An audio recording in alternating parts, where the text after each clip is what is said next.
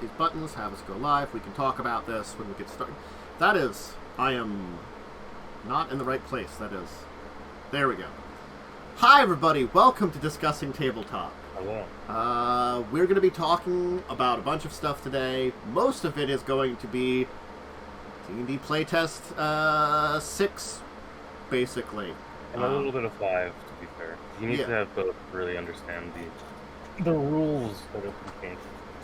Yeah, so it's something kind of hinted on last week, but this week it's going to be attempts to push ourselves into the depths of it and try to figure out what's going on here, talk about it. Because I guess this is a good way of also reflecting on how much is changing. Sorry. Coughing there. I'm going to mute myself for a second. He's dying. Don't worry, he's dying. Rest in peace, Santos. I claim ownership of Discussing Tabletop if he dies. I think Joe has first rights on that. I think you have to buy it off of Joe. He has technical stake in this, as he's the original there. Joe is the co-founder of the podcast. You know, it's nice when he returns, but, you know, his schedule... He's a busy man. It's just life is bad for Saturdays, unfortunately. It's like me, I have to miss every other Saturday. Yeah. Anyway, I was talking about, we're going to dive into 6. There's a few other small topics. I'm going to see how long we take in 6 to see about a deeper discussion topic today, honestly. Because, with it, there's a lot to talk about. And again, I think talking about what they're doing is a good idea because I think we should reflect upon today, with this, how much are they changing? Is this really like, how much of an update is it? Is it closer to akin to a 5.5, a 6th edition? Is this a thing that people will need or want to buy, too? I mean, like, I have certainly heard the argument of, if it's strong, if it's different enough, and it's supposed to be compatible with the other one, is someone's playing 2014 Cleric, the other's playing 2024 Cleric, in the same game. It's two different clerics, two different rule sets, you know? Anyway. So, if you haven't seen it or didn't see it last week, here's the link to it, and let us kind of dive into this entire thing here.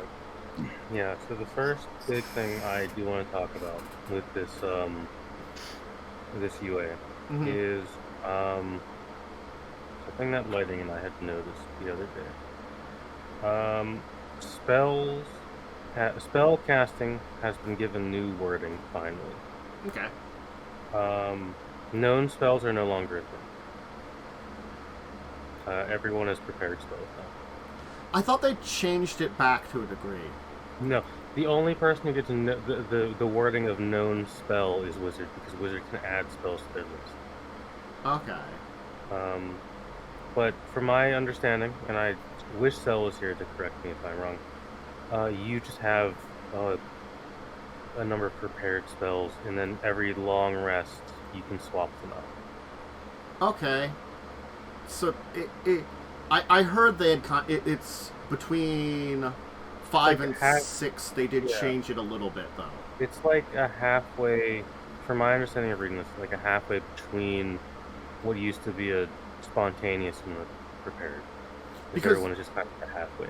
Okay, so basically... Whenever you gain a bard level, you can place one spell on your list with another... yeah, every spellcaster gets that. The change your prepared spells? Yeah. When you level up? Yeah, when you level or when you do a long rest.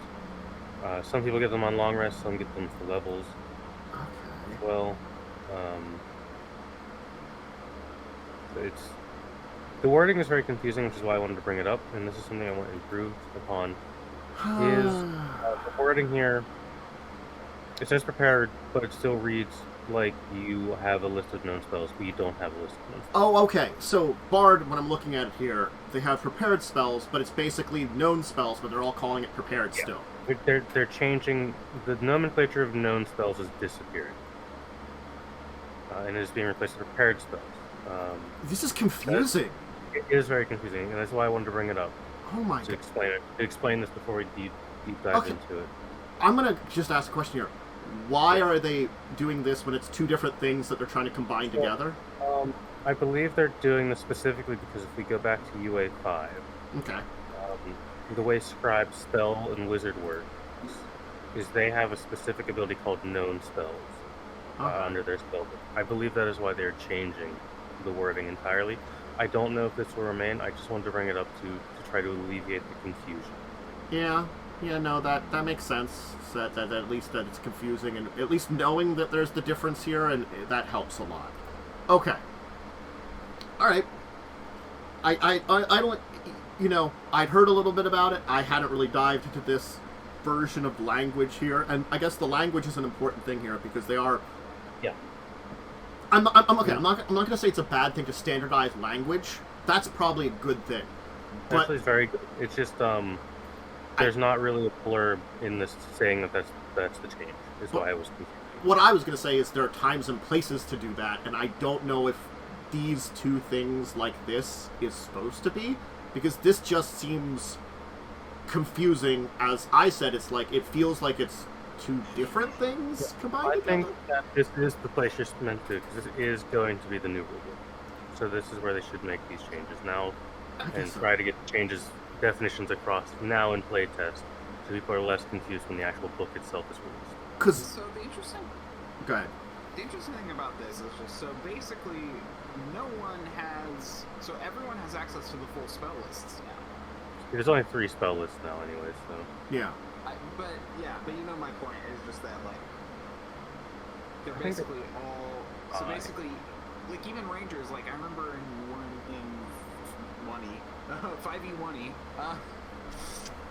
there was, basically the Ranger, I think, had to pick the spells and they couldn't change them until they leveled up. Now they can just seem to switch them out on a long rest. They have access to the full spell list. Half-casters can change out 1 spell per long rest, which is a really good buff to half-casters. It's the weird thing here, reading the Bard, because they can only change out 1 spell per level up. It feels no different than a normal Bard, except they just call it prepared now. That's all it is. It's just a wording change. Yeah. This change matters more for half-casters. Okay, so it's more for half-casters. Gotcha. Yeah. This wording change matters a lot more for half-casters. Okay. So you basically just have access to everything you've learned, or everything you've picked up. And half-casters get access to the full list, but they can switch it out for a long rest. Yeah. The big change with that is that Ranger was, I believe, the only half-caster that didn't get the full list. Because Paladin got their whole list. So they just made it so Ranger gets the whole Primal/Druid list, which makes Ranger a bit more of a better caster in general. Yeah. Worm is quiet. I turned him up a little bit. I turned him up too much and I turned him down a little bit, so I think he's hopefully now is at a balanced rate. Okay. Bard is mostly, like, progression-wise the same. If you look at the table, they get kind of everything still in the same kind of order. Well, they returned Bardic Inspiration with 6 to what it was, kind of. Something this UA did is, a lot of the earlier UAs were very experimental. They went back to more core 5th edition game design for this. But making things still a little bit different. So, I guess it's sort of like... I still find it, like, very weird that you're still very specific as a bard now. Because what, your Arcane, Divine, or Primal spell list? I don't know. I personally am fine with this because this is more maybe a selfish reason. In the shared setting lighting I have is bards are effectively just a different kind of sorcerer. Okay. This bard specifically fits that idea a lot more than just a musician kind of dude. See, that's why, like, I don't see bards that way ever. Like, as another kind of sorcerer. I see them as, like, a very unique thing for how I play bards and, like, see them. Sure. So, I can see how looking at them differently. Like, I don't mind the choice thing, too. It's, like, this entire thing of, like, okay, you get to kind of focus on one thing or another, and it's better than it was, but, like, I don't know if it captures the essence of Bard I always looked at. I think it actually is a major buff to Bard specifically, because the Bard spell list in 5th edition is not very good. Okay. And in this, you can be Healer Bard, you can be a Druid Bard, or you can be a Blaster Bard with Arcane. Yeah. So you get more versatility in your character creation of what you want to do, rather than just being a support character always. Yeah. You can finally play a selfish Bard. That's true. In 5th edition. And that's not necessarily a bad/good thing. Selfish Bard is fine. It's something. It looks like other than that, most of the just basic abilities are fairly where they were. Then we have the subclasses. Go ahead. I just wanted to ask, like, Sure. So last time you mentioned that short rests are, like, harder to gain. Cantus? It's the thing is, it's not that they're harder to game, is that the people that were developing it have talked about how they're trying to walk away from as many short rests as people do. Mm-hmm. That this is something that, like, the people writing this have been talking about. That you can still get short rests, you're just supposed to, like, not have as many. Yeah. Like, in current 5th edition design, you're meant to have, like, 3 or 4 short rests in adventure. Yeah. The reason why I think they want to walk that back, and why they've been slowly walking it back a little bit, is classes like Warlock and Monk were wholly dependent on them, to the point where if you didn't have a game with short rest, you could not functionally play that class. Got it. It's a catch-22. It's both good and bad. It's another one of those things. It's like you're supposed to have 2 to 3 short rests. You should not allow more than 3. Yeah. So it's because, like, I've certainly been in, like, games where you go a couple of encounters before short rest, or some that you're like you were getting a short rest in after every encounter. Yeah. It's a different style. It's a different, like, situation, and, like, the DM can force certain things to a degree, but it's also the player's beholden of, like, I believe currently with this way.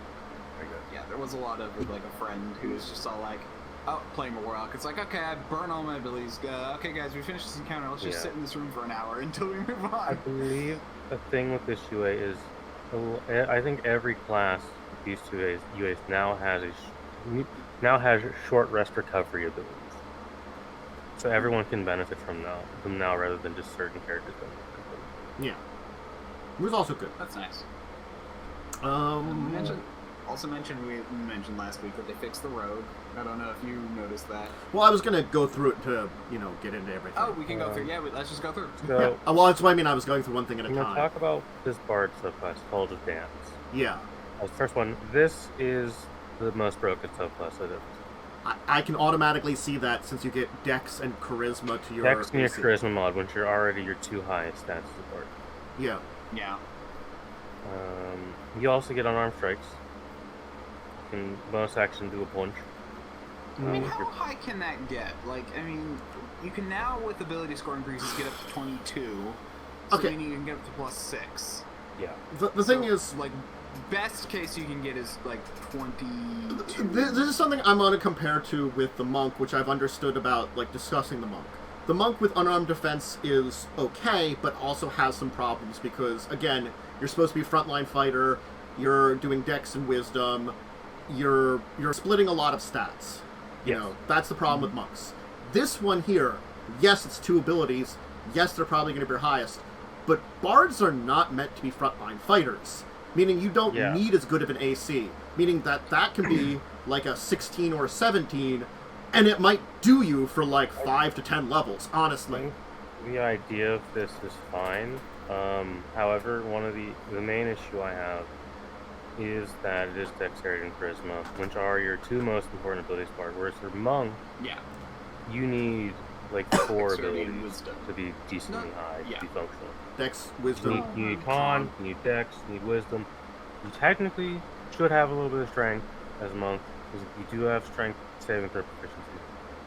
we will talk a little bit about Monk. I do. As Monk is the one that has been fundamentally changed the most. There's a bunch of stuff because there's a bunch of things on that one that I think we can discuss definitely, but again, yeah, I mean it is basically giving fighter capabilities to like the equivalent of a fighter to a full caster. Yeah. I mean, you get Otto's Irresistible Dance, and can cast it once without expending a spell slot. That's just fun. It's 14th level, though, so that's kind of like a high level. Other than that, just like moving near someone, giving Bardic Inspiration, the leading evasion, 10 footwork. I mean, yeah, it's. Oh gosh, you can unarmed strike it's basically Monk Bard. It's Monk Bard. It's Monk Bard. It's a little bit weird. It's a little weird. This almost seems to look better than the Monk. We'll talk about it, but it does. I agree that it does seem to be the strongest one of these from Very Obvious. They've got the updated College of Glamour from Xanathar's Guide. Yeah, it does 10 hit points now. It makes your enchantment illusion better. You get command always prepared, and then it does. The Unbreakable Majority now triggers on a creature hitting you and can negate the damage. So, sounds like they just. They're fine changes. They're improvements on that one. Like, that's the thing is, I think I looked at the College of Glamour and kind of felt like it was weak, so if it's been improved a little bit. Old Glamour was not very good. Yeah. New Glamour, not bad. Lore is like mostly the same. Yeah. Yeah. Lore, in my opinion, is just the best Bard subclass in general. I feel it's personally the strongest. I think that's where, like, maybe for me, that's where I would get, like, if I wanted to play the Bard more traditionally in this version of Bard that I would be Lore. Because I get the 3 skills. And you get Magic Discovery for, like, picking some things up. I could be the Blaster and have a few heal spells or something like that. You can be the archetypical Bard of old. Yeah. So, that's kind of cool. Valor, you basically the same. You use your weapon as spellcasting tokens now, and then your defensive and offensive options are triggered differently. Yeah. So, we can then move on to chat about Cleric a little bit. This is my bread and butter, because I only play Clerics. Yeah. Why? I just really love Cleric. See, I don't know why. You are not the only one. Blaze plays a lot of Clerics. I just play so many. Cleric and Monk are my 2 most played classes. Yeah, Blaze played a few other things, but he's played a lot of, like, it's like the divine casters of Pathfinder, so he's played a lot of druids, clerics, and like that kind of stuff. I think a majority of my Pathfinder characters have been clerics. So, Channel Divinity is now based on your cleric level and isn't based on proficiency. That's nice. Good. Yeah. Subclasses remember. Smite Undead, use your Wisdom modifier rather than proficiency bonus. Again, pretty good. That's pretty good. Turn Undead. I don't remember if that got any change. You got Commune as a new feature. Blessed Strikes now. You now choose Divine Strike or Potent Spellcasting, and then it goes to Improved. We'll look at that in a second. You've got Divine Intervention stuff. Let's dive into this for a second here. Let me take a look at the change stuff. The biggest thing that makes me happy is the Divine Spark stuff, and then the Smite Undead stuff. Okay. The channels. Because your channels in PHP, honestly, were borderline useless on most clerics. Yeah. Because a lot of them were just kind of bad. So they've given good ones to the core class, which I think is a good decision. Using them more is also really good, because honestly, that was one of those things is like, the Channel Divinities, like my one time of playing a cleric, I felt like I just didn't have any. You had like 2 of them max. Yeah. So it felt like, when do I use these? And like, also when a lot of, not only was it the healing, it was other abilities from my like domain were usable by them. So it's like I have to choose. If you notice, the Divine Spark is a lot similar to the Channel Divinity of Pathfinder, where it's a 30-foot. You can do a thing to a creature 30 foot within your range. which is very similar to Pathfinders, except it's not a big AoE. Yeah.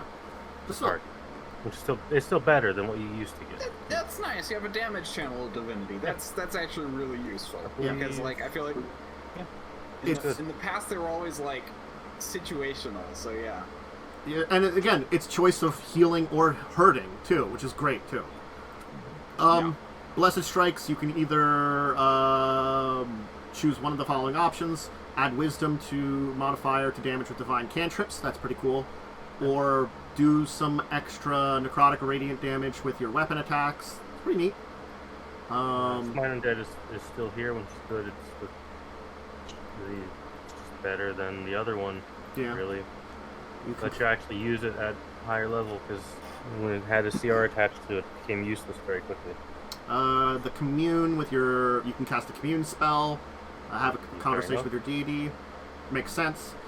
Divine Intervention is an interesting one. As a magic action, you can choose a divine spell 5th level or lower that doesn't require a reaction to cast. As part of the same action, you cast that spell without expending a spell slot or needing material components. The thing about that is, I believe 5th level is Raise Dead. Yes. So it means that you get effectively a free Raise Dead at 10th level once per long rest.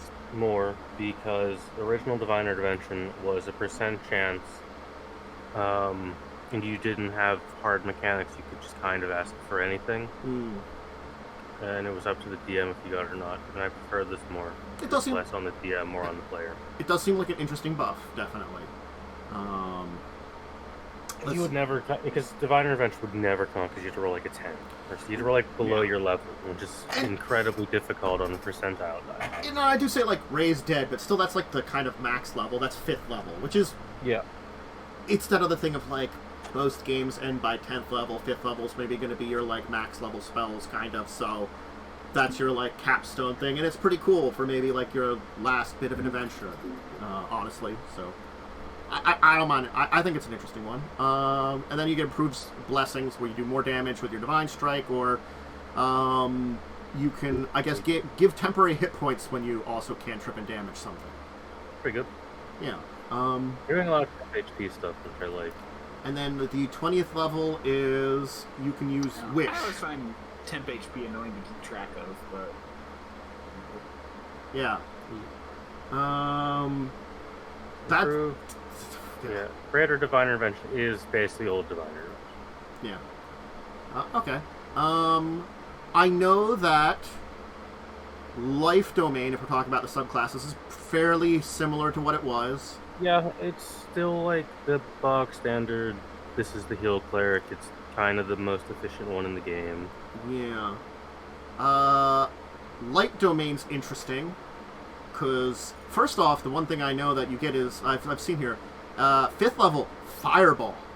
Yeah, so, you always got Fireball 5th level. Okay, I couldn't remember that. Well, no, you got Fireball earlier. I think they delayed it a little bit. Okay. But as Light Domain, you would always get Fireball eventually. I believe they've just pushed back a little bit, which I think is fine. Okay.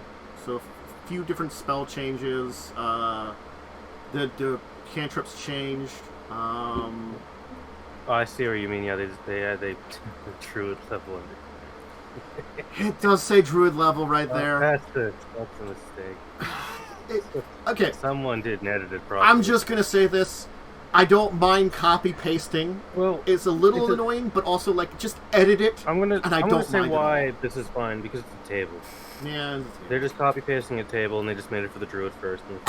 Yeah, true. Yeah, that's whatever. You can use the Warning Fair reaction to impose disadvantage on someone a number of times equal to Wisdom modifier. Let's see here. The revealing big change to that is okay. It does what Warding Flare and Improved Warding Flare used to do, so it's just the two abilities into one. Let's see here. They've got the Revealing Light ability, using C ability without expending a slot and stuff like that. It's not bad. Fine. And then you glow. Glow. Yep. Trickery Domain, I know, has been improved a bunch. Simplicity is no longer concentration, which makes it far more useful. Yes. and it requires a bonus action rather than an action. Yep. It's a far more useful ability now. Yeah. And so this is just a cool ability. It makes Trickery Clerics very good. I heard it's a bonus action. You use one of your channel divinity to teleport up to 30 feet to an unoccupied space and have a perfect illusion in the space you left of yourself. Lasts for 1 minute, ends if you get incapacitated or if you dismiss it as a bonus action. And then you can cast spells from either your space or your illusion space. If you and your illusion within 5 feet of a creature, you have advantage. And as a bonus action, you can move your illusion. This is good. That's just good. It's a good change. Yeah, I mean, I think, they added the whole incapacity, but I think that was the reason probably behind their initial making it a concentration, is because they're like, oh, we don't want him to continue if you're incapacitated. Yeah, I have seen that they... And then there was, okay, let's just specify that instead of making you concentration, because that hurts you in a different way. Yeah, they talk a little bit more about incapacitation in a lot of places, which I don't mind. It's just like... They're expanding on incapacity. Yeah. You know, it becomes more of a thing. Then you get illusion spells. You get like one for free as a bonus action. You can do illusion spells. That's fine, whatever. And then your duplicity improves, which is better. Yeah, neat. War Domain has had some changes. War Domain got a lot of changes. Yeah. The big one. Its spells are a little different. It does the weapon mastery stuff, which was in the last UA. Yeah. The things is bonus the War attack God's returns blessings on a short rest, and so just a long rest. Which, that makes sense. Also, as your wisdom modifier, times per day that you regain on a short rest or a long rest, you can make a bonus weapon attack. A weapon attack is bonus action. It makes it far more useful because Yeah. it used to be like one or two. That was kind of Yeah, and it also means that like it makes it much more viable to spell and then also get a strike in. Yeah. It definitely feels like it's made a war priest more viable. Again, like war priests are played a lot, but it was sort of like it's that box standard. It's neat because you're martially, but you're the frontliner cleric. Yeah. That's that archetype. I feel like it was never super great, but it was just the thing that was there. It was fine. Yeah. It didn't do a great job replicating what old cleric was, but it was sufficient for a little bit. You can also cast Shield of Faith on... If you cast it on another person, you also get it, so you can twin Shield of Faith, and you get it once for free per short or long rest. Which is pretty good. The 17th ability capstone has got an upgrade. It's now all damage, magical or otherwise, for bludgeon, piercing, or slashing. That's nice. Because I guess if Instead it's like... you only got the non-magical versions before, which didn't matter at that point. Yeah, I'm sorry. It's 17th level. Like, oh, non-magical bludgeoning and piercing and slashing doesn't hurt me. Oh, no. You weren't really fighting creatures doing non-magical damage. Yeah. Druid is back to what it was, kind of. The pre-built stat blocks are gone, which I thought were fine, personally, if they were just worked on a little more, but there I is understand. some... I get why people didn't like it. Build? What? Druid build. What build stop blocks, though?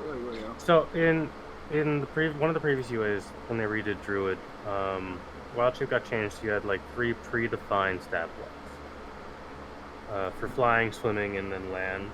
They've removed that because there was a lot of negativity around it. I personally thought it was fine because it makes things easier on both the DM and a player to have just a stat block. But I get why people didn't. For me, my big thing was none of the stat blocks felt very good. If they were just a little more unique feeling, I think it would have been fine. But they were very basic stat blocks. They're very generic and not really great. So okay, so the idea was you turn into an animal and it has generic. Yeah, it has either a flying, a swimming, or a land stat block. So interesting things is, like, for one thing, there's no mention of metal armor resistances. So if you get the proficiency in medium or heavy armor, you could just use metal versions of that stuff. I think it's fine to get rid of that. It's an old holdover. Yeah. The first level, you get the Primal Order, which you can either be a magician, where you get an extra cantrip, and the weird... To intelligence nature checks, you could add your wisdom. Can't you just replace your wisdom for intelligence or something for nature checks? Not normally. But I mean, most DMs allow to buy raw. Only a couple of skills are technically interchangeable. Yeah, but I'm saying, like, couldn't they just say that that's what it is rather than a bonus? But I guess if you want to add both of them, it's fine. Well, yeah, I mean, you can add both. I mean, why not? You're probably not. You are adding both. That's what I mean. You are adding both, but you're probably not going to have a lot of intelligence. That's You'll have maybe like a 12 intelligence for And the other version is you gain martial weapons proficiency and medium armor. Okay. That's fine. Can't drop spell slips. That's all fine. Wild companion. The wild shape. Okay, go ahead. You would say something. The wild shape. A wild companion is the same. You just summon a little beastie. So, wild shape has had some things changed around. Some changes. Yeah. The limit on the forms you can know. The thing is also, wild shape is a bonus action for druids. Yep. Which I think Makes it infinitely more useful. It was an action before. Uses go up by level. That's fine. You gain 1 use back per short rest, and all of them per long rest. That's fine. Yes. There's level requirements for when you can fly. There's CR requirements. So the thing is, this is actually hybridization of last time and this time, I will say, for when it comes to game statistics. Because it's not just... It used to be kind of like very... You took the creature's statistics kind of thing. Yeah. This one is... You gain all its statistics except for hit points, hit dice, intelligence, charisma, class features, species traits, language, and feats. Yeah. I think that's fine. I think that's good. Because what this does is, it gets mentioned a little later on. There's an issue with Druid of quote unquote infinite HP. Mm-hmm. Yeah. Kind of removes that. No, I know about that. Yeah, because everyone is all like, "Oh yeah, the best part about Druid is you can tank a whole lot better." You have a shitload of HP. This is. I didn't like that.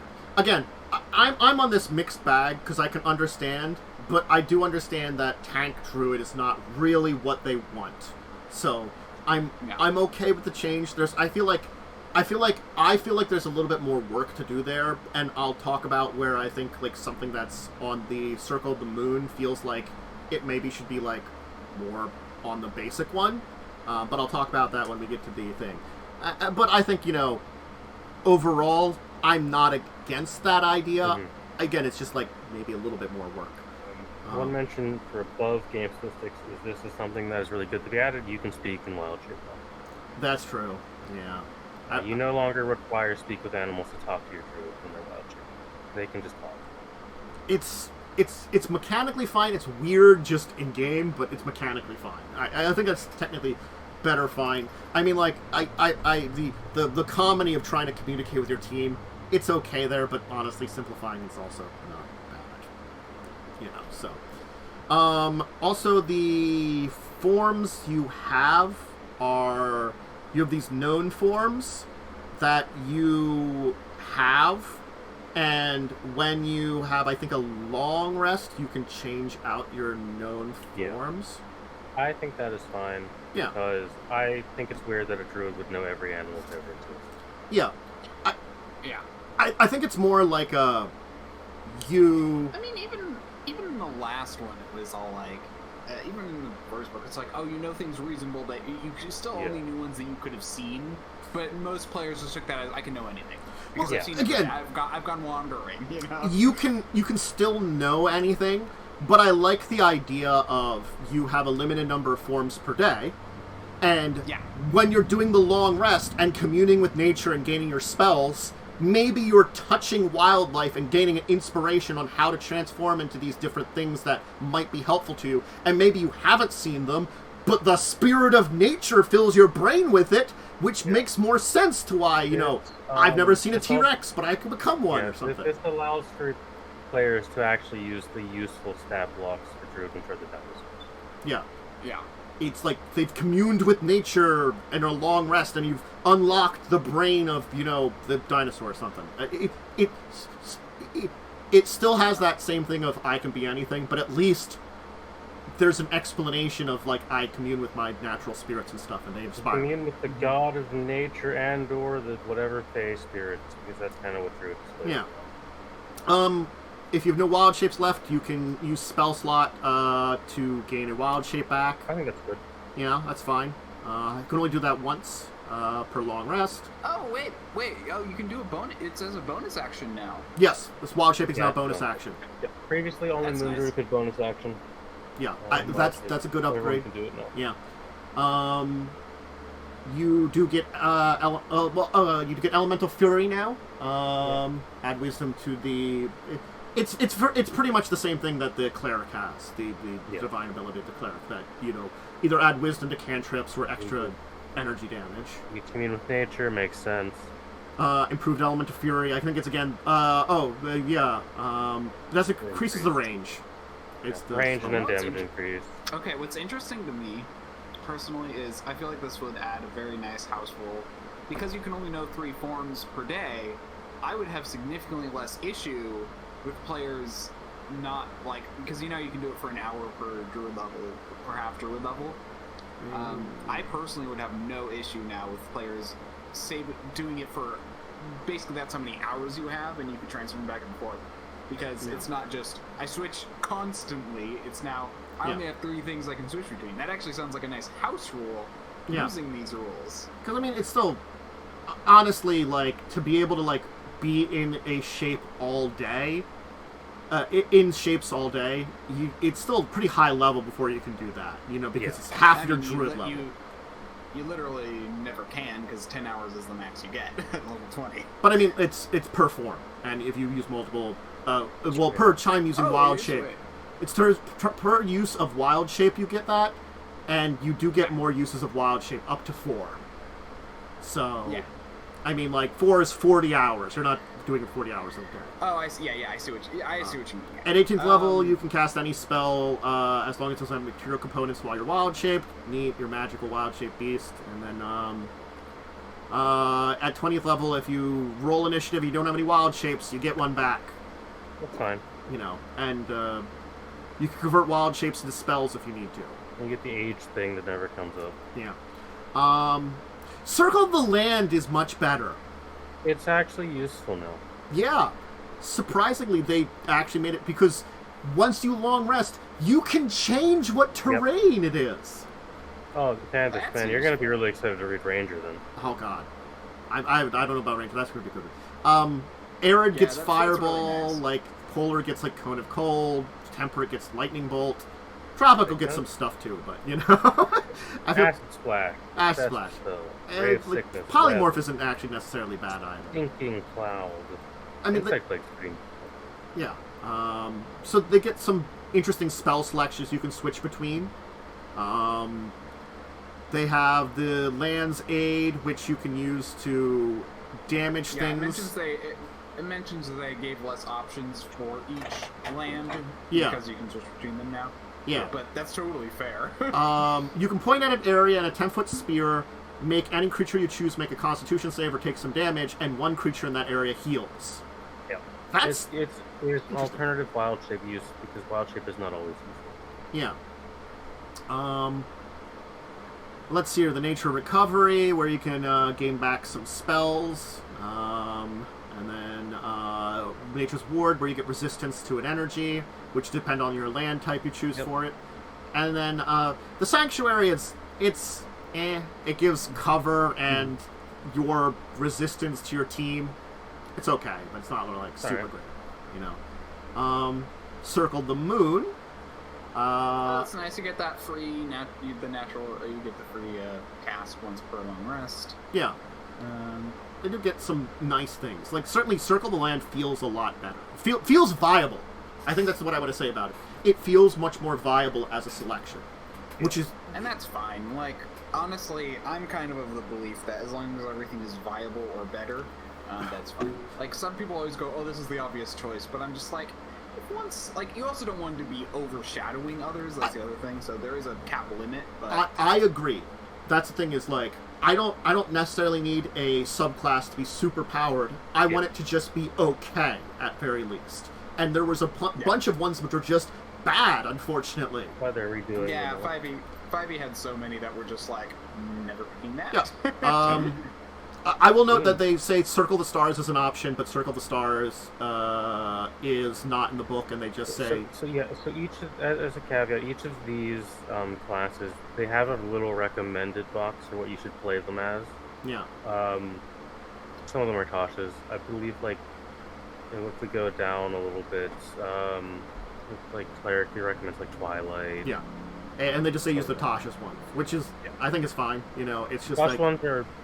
These are the same design philosophies of Tasha's. Which is good. Actually, yeah, a lot of things I'm starting to notice is, like, druid forms and kind of the bonuses they're giving are like, in the beginning is all like, oh, you use, you know, your stats, but now you use like, oh, but this bonus is now you use whichever of these is higher, like the AC one for Circle of the Moon. Yeah. Which is nice. It's kind of got really good changes, I think. Yeah, Moon. I like the AC bonus that Circle the Moon gets. Yeah. I personally was kind of more on the temporary hit point thing. I thought that maybe should have been what was in the base druid thing to make it feel more like your form gives you some extra hit points. Fine to have in Circle of the Moon, because Moon is the combat druid. See, that's where I'm also kind of half agreeing on that one. I'm like, it's I can see it in both places, but I'm you know, making that more the wild shape one. You can cast abjuration spells, which are healing spells, and then you get Moonbeam. I'm going to tell you this here. I cannot not imagine you're just a wolf that barks a Moonbeam at people. Yeah, I mean, that's fine. Ruff!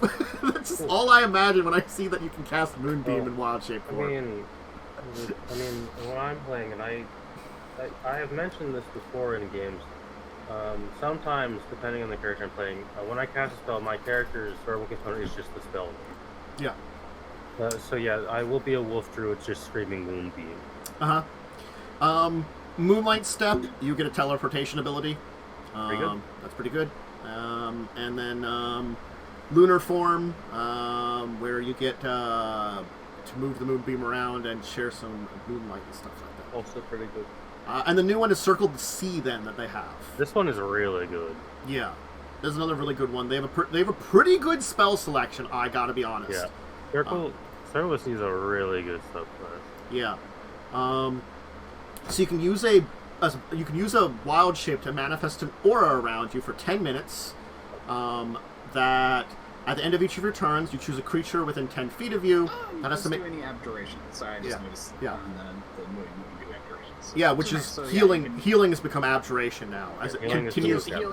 Yeah, healing and shielding, so which is nice. Healing just moves around all over the place. Yeah, I mean, it's done that in Pathfinder too. That no one knows how to put healing spells. Yeah, it's just that unfortunate thing. They really don't. Now it's been. Now I've seen it. Now I've seen it under abjuration, conjuration, evocation, and necromancy. I'm on team. It should be necromancy personally. I agree with that one because it's messing with life and death. And honestly, that makes sense. Yeah. Anyway, Constitution save or take thunder damage, and if it's large or smaller, be pushed 15 feet away. And damage dice determined by your wisdom modifier. So for 10 minutes, if something's around you, you can blast it for, like, if your wisdom modifier's 4 for an 18, 4d6. Pretty good. Yeah. And it's just at the end of your turn, you just blast something. Bam. Yeah. And then you get water breathing. You swim speed. And water breathing, yeah. You get flight at level 10. And resistance. More ocean stuff. Yeah, it's really good in a boat game. Definitely good in a boat game. Alright. Monk. Now the big one, because this is very different. So, the first thing that I wouldn't have said unless I've read the design updates, it starts at a D6 instead of a D4. Yes, that is a very important change because it means you can from level 1 play a punching. Yeah. Sorry, I'm just like I'm still like yeah okay. D6 is equal to your wisdom. That's so good. Yeah. It's so powerful. It's pretty powerful. Again, it's at the end of your turn, and it's Yeah, they should have made this one based on like druid level and been like because. Yeah, like wisdom means like if you just have a high wisdom at the start, it's just bam, bam, bam. Well, you're always gonna have a high wisdom. I mean, at least it's third level too that you get that finally. Yeah, and just you wait get it a little right bit. away. It doesn't matter. You get it right away. Like casters will have like a wisdom of 3 right away. That's a lot of damage every round. Yeah. They're very good damage dealers. They have to be close up, but they combine that with something like more of like a martial build. Combine the martial build that you start out with, because they have the option of medium armor and martial weapons. And there you go. That's actually pretty good. Anyway. So the monk damage dice goes up to a d12, which I honestly wholly support. I like great axe damage, and it never shows up anywhere than a great axe. Go d12. Yeah. D12 is a good die. Yeah. They've renamed key points into discipline points, and fine. I don't mind that they are trying to go away from the very Eastern feel, but I feel like just call them more martial artists or something then, and. Well, a monk isn't specifically Asian, to be fair. But martial arts is also specifically an Asian thing too. Like, I think monk is fine because you could be one of the weird aesthetic monks in Europe. Yeah. But what I mean is, like, there's ways they could have... I don't know, whatever. It's a fine change. Martial arts, like, swords are included in martial arts, and, like, actually, like, you can go to a sword martial art class. You know, it's a thing that, like, I understand it, too, and the language is fine. It's just like a...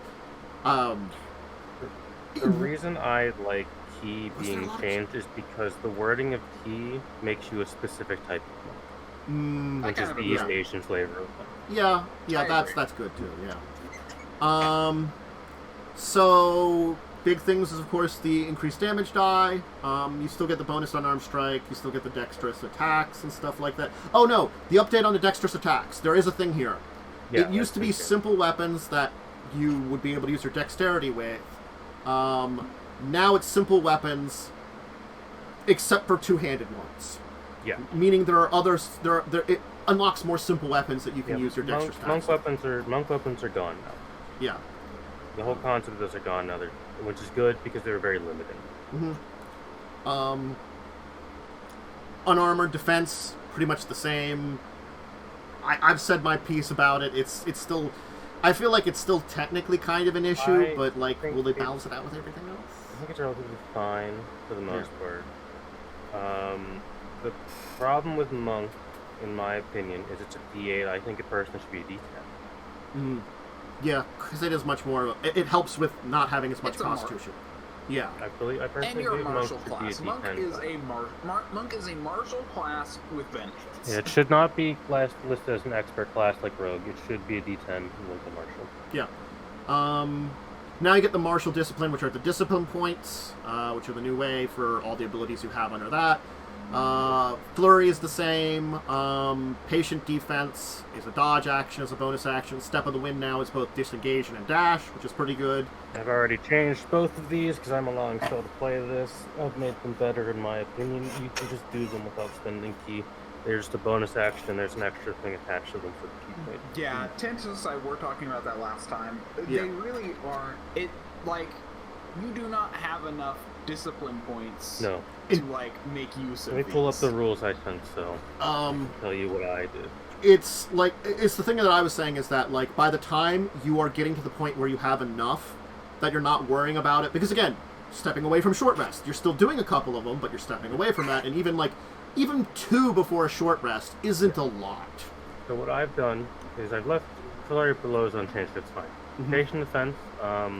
You can bonus action disengage. And you can also spend 1 point to dodge. Or for Step of the Wind, you can just dash, and then you can spend 1 point to increase your jump. I've attached the extra things to them. Cool. Yeah. What they really should have done, if they're gonna do key points, because I know part of the reason they just don't want key points you don't want to spend more than 1 or 2 key points for an ability. You don't have many though. But that's the thing, is why not just make the other things, like casting darkness or something, from the shadow, cost 2 points, and then double the amount, and you can do your flurry of blows more often, Yeah. A lot of it's just kind of balancing, because a lot of the key point abilities are really good. Yeah. They are. I feel like it's a tough thing to balance. That's what I think it is. Monk is entirely a class about resource management. Yeah. And you do get a lot by the end.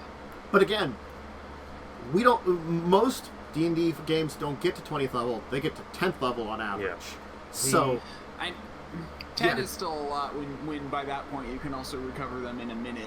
Yeah, once the damage die Once per change day. and the weapon change is enough to keep monks' damage substantial to the rest of the party. The deflect missiles... At least they increase it to the D12. Unarmored movement, it's whatever. The deflect missiles...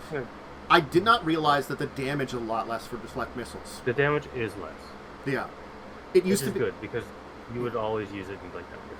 It's like one of those things is like, it is a little ridiculous to deflect something and it do like the weapon damage it would be, and it could be anything, you know. But it was a little ridiculous. So, making it less ridiculous. I think deflect missiles needs to go away, and it just needs to be like deflect attack. It needs to work with melee attacks. Well, I mean, they get it that you can deflect any ranged attack later on, but I think that deflect missile specifically needs to just be changed to work with melee, because you're in melee constantly, not in range. Yeah, deflect attack. Yeah, I think it needs to be changed to work on any type of weapon attack. I'm of mixed feeling on the stunning strike because I actually like that, because that then goes into that whole martial artist kind of almost movie thing where you can like move one person and whack them into another. Yeah, I think this version of stunning strike is bad. That's my hot take. I agree. I understand limiting the use of it, but also, like, Stunning Strike, I know, was a very important part of monks, and since you can only attempt it once a turn, it's just so non-existent. The effect should only go off once a turn. I think you should be able to attempt it more. But you also spend the point before they roll. Yeah. So even if you miss, it's wasted. I change it. The way I change it is, on a hit, you can spend the point to do it. And then you can do it once a turn. Yeah. Which is fine. Or at the very least, you don't expend the point if you fail. Yeah. Like, I think the first Stunning Strike is the weakest. But to be fair, it's hard to change Stunning Strike and not make it worse, because it is the best monk ability. And again, like, it was a stun, which is very powerful, but it is a Constitution save, where a lot of things, especially when you get to monsters and stuff you're fighting, will have a great Constitution save. So it's this catch-22 of, like, balancing things that I understand is just not easy. Monk is very difficult to balance because inherently, and this is an opinion I know is not the most shared, Monk is a very broken class when you start relying on things like evasion, stunning strike, flare blows. When you start using those, Monk becomes incredibly broken. So balancing it is a very difficult thing to do.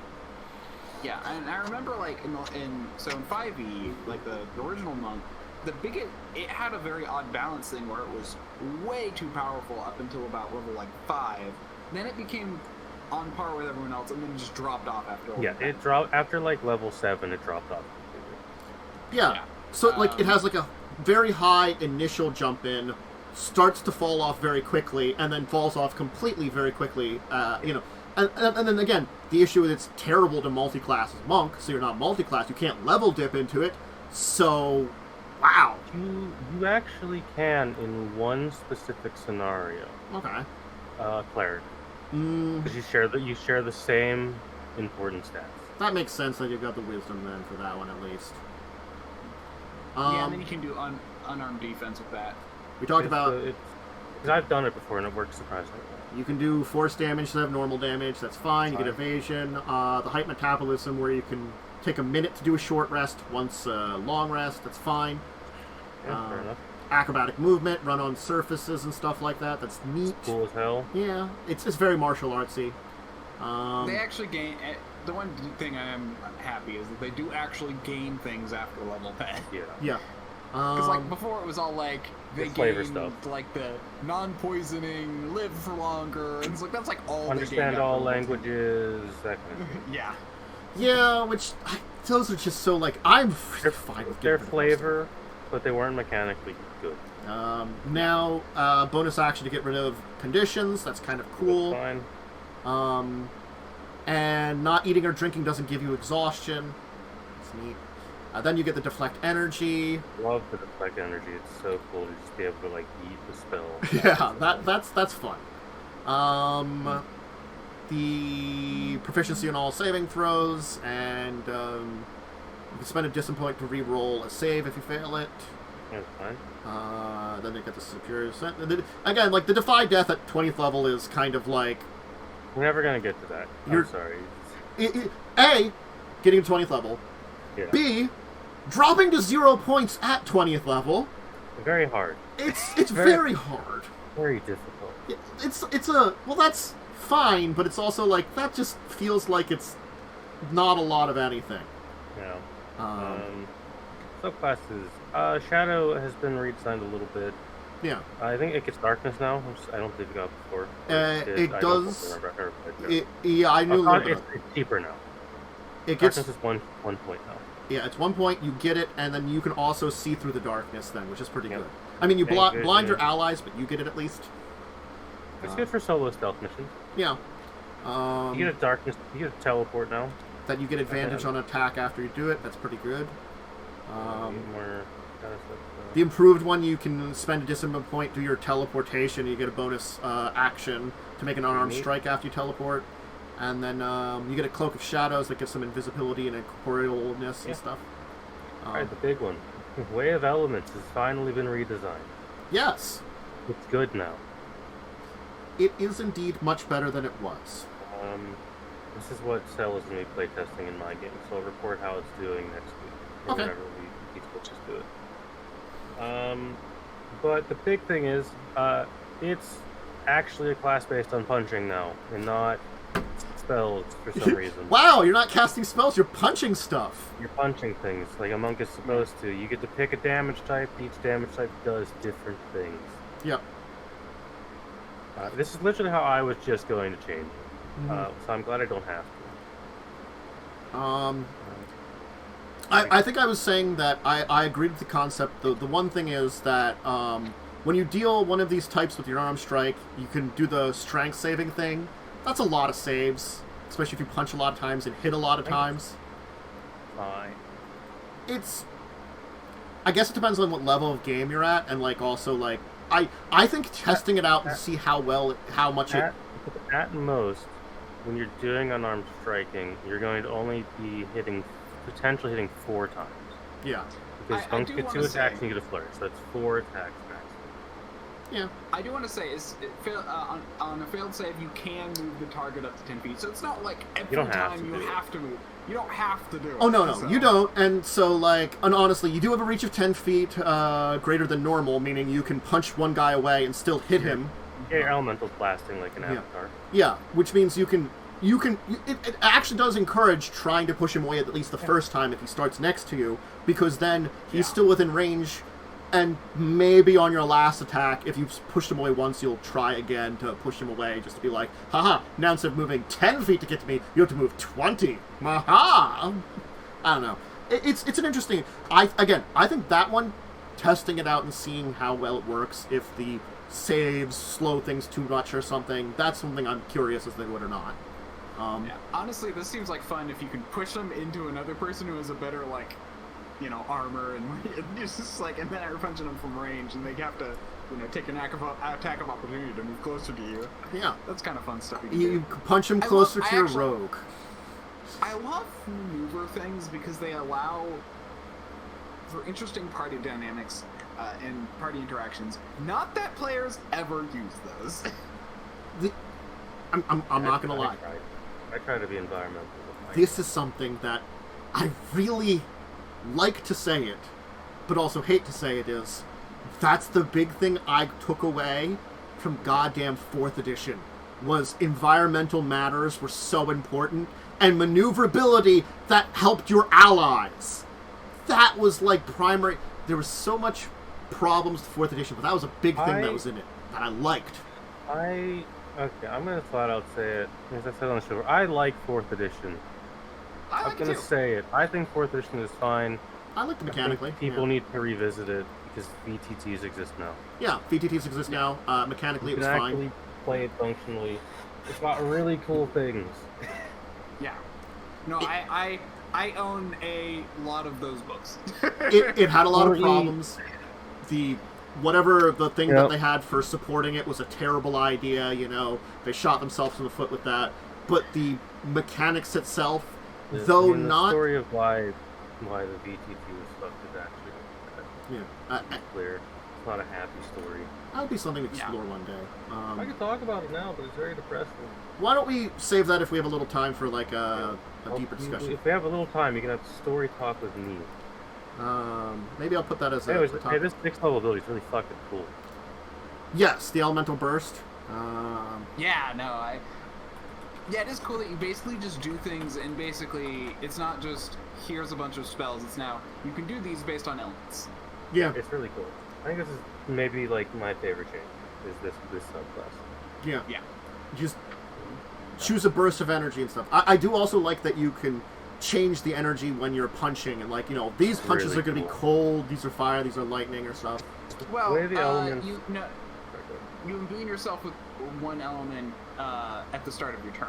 Yeah. That's what I mean. It's like for this turn, this is what this is. So It's not. Yeah, it's not per attack. It's per turn. The elements was always flavored to be a kind of it's Avatar: The Last Airbender.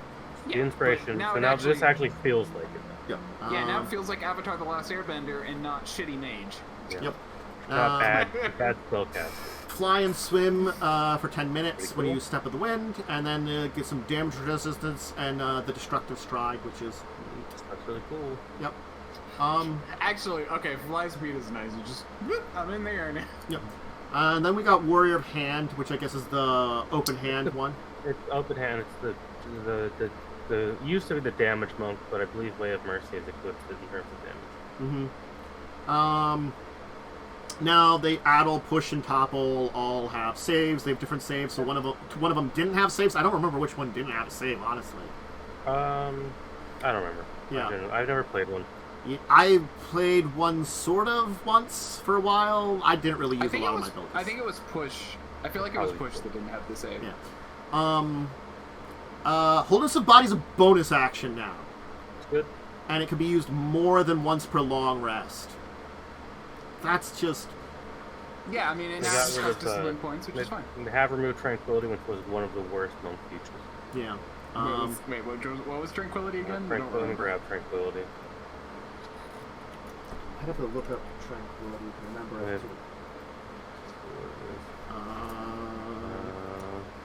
That's a rogue. That's a paladin. You can use step in 11th level. You can use step without a discipline point. That's nice. Oh yeah, Tranquility. Sanctuary. Oh god, that's so bad. Yeah, it was really bad because Sanctuary is not a good spell.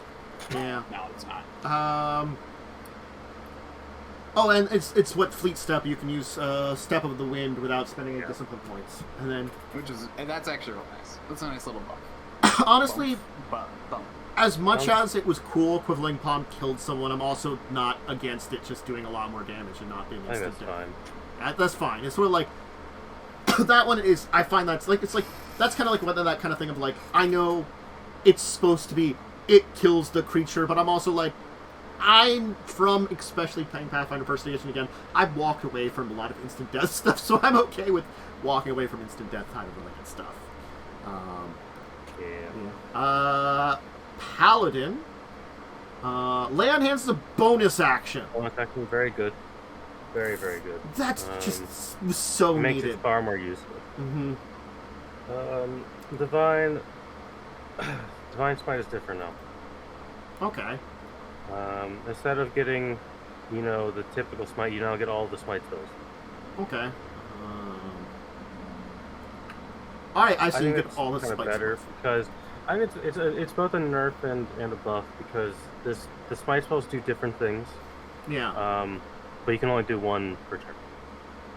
Yeah. Whereas previously, smite was infinite number of times per turn, which is bullshit, in my opinion. Yeah, but you can attack 5 times and do divine. Yeah.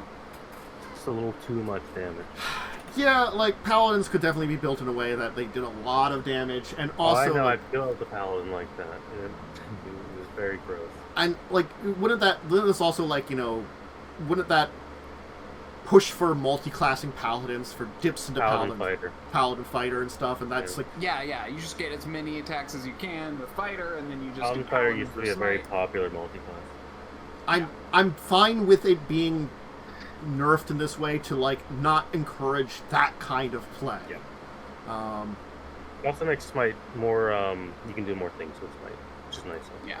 And you get at least so you can use your spell slots, and you also get one bonus for free. Yeah. Which is nice. You get weapon mastery. You don't get cantrips. They've got them prepared. Their channel divinity is the kind of like I guess updated channel divinity kind of things. It looks like. Yeah. On that sense, though, actually, I want to say that it's kind of a little bit more on par with Rogue now, that since you can use it once. Well, yeah. Divine Sense, by the way, now... So, Divine Sense now goes through walls.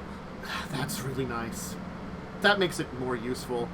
Like, it was kind of interesting, but it wasn't super great, and it still uses your channel divinity, but at least you get 2 of them before a short rest. It's more useful now. Yeah. Attack. You get a steed, of course. That's I think normal. That's classic. Yeah. You always kind of get that. Auras are still there. I think auras are kind of unchanged. The aura protection is inactive if you're incapacitated. Fair enough. Shouldn't be active if you're, Radiant strikes works with melee weapons and unarmed strikes now. Honestly, fair. And that's pretty much the same there. Then we have our oaths. Potion paladin. Yeah, you got oath spells. The smite ones have all been replaced because you already get the smite ones. Let's see here. You now have the smite of protection was a different level. Now it's 15th, and it works with all paladin smite spells. And the Holy Nimbus provides advantage on saving throws against fiends and undead. I think it's pretty good. I don't remember the old version of it, but I assume it was one or the other before. It was one or the other, I believe. So now it's both, which is awesome. That's nice. You just get cover if you smite. That's actually fun. That's a neat idea. Yeah. You'd like create an aura of protection that gives you some cover. That's pretty neat. Hey, it's actually a use of cover because nobody uses cover in D&D. I use cover. I've used cover here and there, but it's just not a lot. I mean, it's hard, especially if you don't have battle maps. Cover's hard indeed. I used cover to the point where I had to nerf sharpshooter as a thief. My big thing with is just people playing D&D don't play tactically for some reason. They just go, "Can I run up to them and hit them? If yes, I do." The Eric strap. Inspiring Smite no longer requires a bonus action. You can just do it. Yep, do it. You just give temporary hit points when you smite something. The Glory gets Guiding Bolt. It's Guiding Bolt, which is really nice. That's first level spell in the game. The Peerless Athlete, which you had, lasts an hour now. Which, I'm going to be honest, you're using that out of combat. Lasting an hour instead of 10 minutes is very much better. And then pretty much the same after that. Yeah, Aura of Lactes enhances your protection aura. Yeah, so that's good. That's nice because Peerless, I can't say, athlete, basically means you can basically have it for a dungeon rather than like in the past, we're just all like, or like room, overland exploring, which has things where like, there's some cliffs or some stuff to climb around where like you might be interacting or making those types of checks, where it's not quite round per round stuff, but still you're doing things in this exploring. Then it would come up too. I mean, like it's much more useful. Order of the Ancients. Very good subclass. Yeah. The Nature's Wrath now is 15 feet instead of... restrains multiple creatures in 15 feet instead of one within 10 feet. Yeah. Okay. So, I'm going to bring up Old Ancients, because there's something important I think is here. Okay. I need to double check the wording on the old one. Mm-hmm. Yeah. Did I? Yes, specifically, Turn the Faithless is gone. This is important because Turn the Faithless is one of the few 5e abilities that will hit your team. Yeah. So if you had Tieflings or a Fae in your party, they would be fucking ruined by your channel ability. Wow, yeah. Now, they say, like, now they just have the Abjure Foes, which as, you, target number of creatures with a charisma modifier, and, so that one is, like, they just replaced it with a thing that you target a specific number of creatures, and basically do the same thing on the base class. Wow. That's really good to replace, honestly. I mean, already the Nature's Wrath thing sounds like, rather than just I restrain one person, I cast, like, a special version of Entangle, almost. You know? It is basically a special. Yeah, it's Entangle. You're protected against necrotic and radiant damage from the Aura of Warding, and some other things. Necrotic, psychic, and radiant damage. It's a pretty good combination. The Undying Sentinel heals you a little bit. You don't drop to 0, you drop to 1. Yeah. Pretty good. And the Elder Champ. I do like the whole change of 0 to, like, instead of 0 stable, they're just you're 1 unconscious. Yeah. You know? It heals you a hit point. You know. That's well, also a hit point and the number of hit points equal 3 times your paladin level, but still. God. And then, of course, the Elder Champion is a bonus action instead of an action. So you can activate your ability and then use it in combat and not lose a turn. Wow. Vengeance now gets Compelled Duel instead of Hunter's Mark. I don't agree with that, but I think it's fine. Hunter's Mark is just a very good spell. Okay. Compelled Duel is a meme. Yeah. I mean, the whole idea of Compelled Duel is to make it so that way, like, I mean, I don't mind that one. It's more of just a, like, it's got tactical advantages that nobody ever uses as tactics. Yeah. Sorry, I just have a thing against the fact that every GM game I've ever played just don't use tactics. It's hard to sometimes. It bothers me. Mm-hmm. I try and set up these tactical maps, battle maps, and then players just all like, I run at the enemy, and I'm all like, yep. Mm-hmm. The Vow of Enmity, if you drop something to 0, you can move it to another thing before the duration ends. That's pretty good. You're not wasting something. Relentless Avenger, you drop something speed to 0. And the Avenging Angel's a bonus action instead of an action. Another one of those, it's my 20th level thing. I would like to use it and still do all my stuff. Where you want to use your fucking abilities. I know. You know, be able to use my abilities and still fight in combat. Ranger! How dare you want to use your Ranger abilities? got a lot of changes. So, the first change I'm going to point out... I'm sorry. Do you remember how useless, how completely useless favorite terrain was? How it never came up?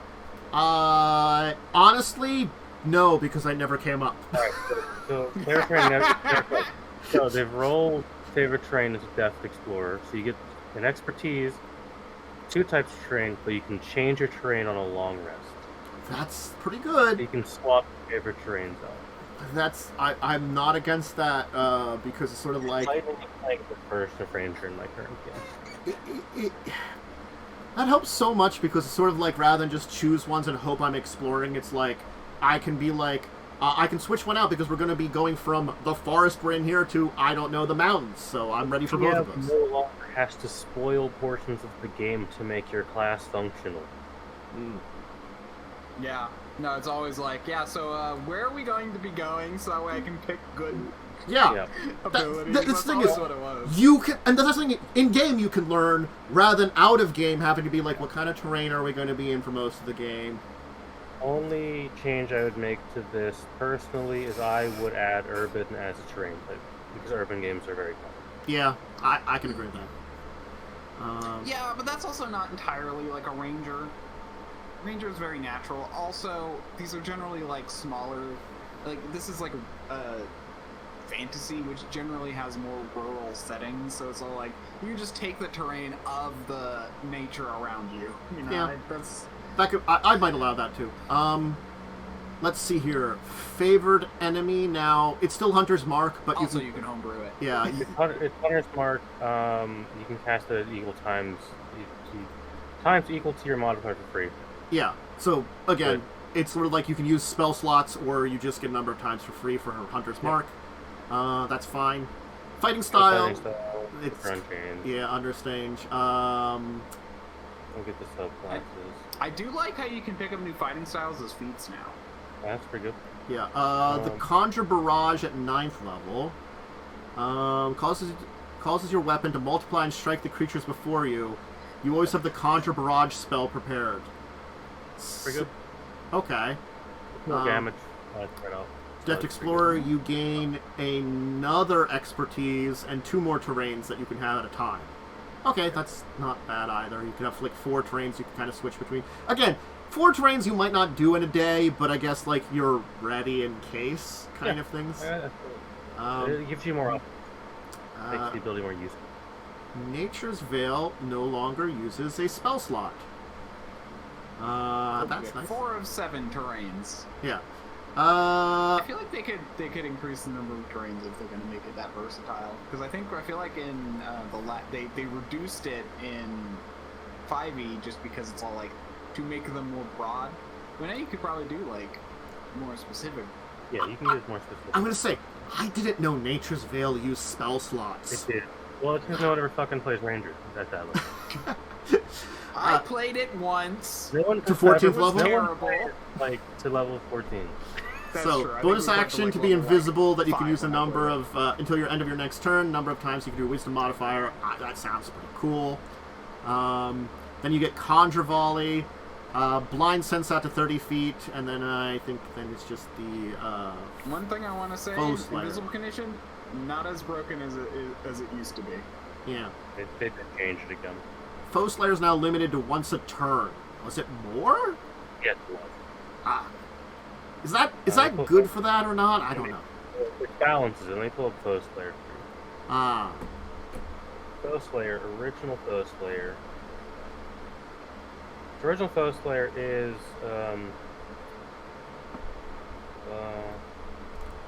because right now it's when you miss something in your hunted mark, you can add your wisdom modifier to the attack, maybe turning into a hit. Which means I guess that's kind of neat that it's like it's hunter's marked. If my wisdom Foe Slayer is the same, except they've made it to work with the new way favored enemy works. It's identical, except it works now with your free hunter's marks instead of favored. Instead of the old favored foe where you were racist. Okay. Oh no, now it's not limited to once per turn. Oh, okay. I get it. We're limited before. Now it's sort of like whenever you miss something that's hunted mark, you can turn it into a hit and then do some extra damage. That's a nice new favorite enemy, honestly. Honestly, for 20th level, that sounds a lot better than once per round. The unfortunate thing with this, and it's something that I'm sad about and Lightning's sad about, is they took away the Tasha's Ranger ability where you got a bunch of languages. Which is a little bit sad. But overall, it doesn't matter that much in 5th edition. Yeah. But I like having languages. I feel like we literally talked about this as a topic once. Players don't usually care. They only care if they can speak to the person or not. Well, I think what it reflects is, like, which is both not a bad thing and a bad thing, is there is a lot less flavor abilities on these classes as I'm looking. They kind of remove those for more practical abilities, which isn't bad, but which is necessary. For a game with rules is good. Yeah. I think that's necessary. You can add the flavor back in. Yeah. Far too many abilities were just like far too many abilities in 5e were like, okay, now I need to get 2 more levels and then I get next. Oh wait, no, there's a flavor one. 6 more levels and then I get another ability. Yeah. Yeah, they did have a lot of flavor abilities, which, yeah, like it's a. Unfortunately, I think the flavor abilities were a catch-22. There were ones that were popular, and there was plenty that were not popular. You know. And they did contain some in other ones, like yeah, the monk one. You know, like it's like they've either rolled it into something else or they've made it more practical. A lot of times. Yeah. Some they've Which removed. I think is So we've got Beastmaster Ranger. It's relatively the same as Natasha's one. Yeah, pretty much the same as Natasha's one. Gloomstalker from Xanathar's. There's a few changes. Mostly how its damage is calculated, or like how its damage is presented. They still have the beast tables. Well, these are now. just these are fine. These tables were added in cautious to make the animal more useful. Hey, look, they have dark vision 60 feet instead of 30, which is just a weird number. Dread Ambusher is your damage is only the first round of combat. It's a very ambush-like. So it's an ambush build. Funny, weird. Being called a Gloomstalker, you know? An ambusher ability. I think these Gloomstalker changes are fine. Gloomstalker is the most strong ranger, so I'm glad to see it got some balancing. Hunters. The Hunter now contains the 3 features optional. Now contains the 3 features that were options that appeared in 2014. Oh yeah. These because you originally got like this almost pseudo fighting style, if I remember correctly. Yeah, now you just get for Retaliator. Yeah. Yeah. Now they're We should always get Forward Breaker because your statistics going to fight more enemies than one. Yeah. Defensive Tactics now has, you can either do Evasion, Hunter's Leap, or Uncanny Dodge. That's fine. And they get more options from those tables, basically, as you level up too, which is fine. Rogue!